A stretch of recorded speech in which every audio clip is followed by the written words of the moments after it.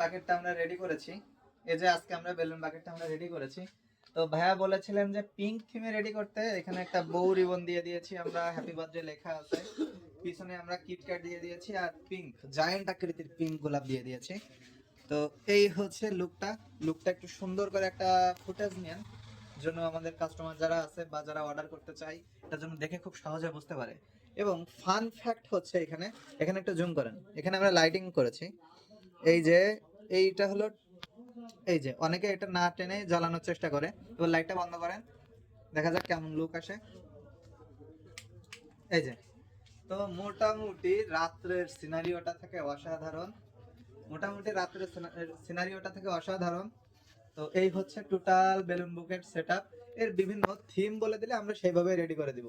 আপনারা অবশ্যই তার জন্য গিফট খুলনাতে মেসেজ করবেন, গিফট খুলনার ওয়েবসাইট দেখবেন। আর এই টাইপের মজার মজার বেলুন বুকে আপনারা সবাই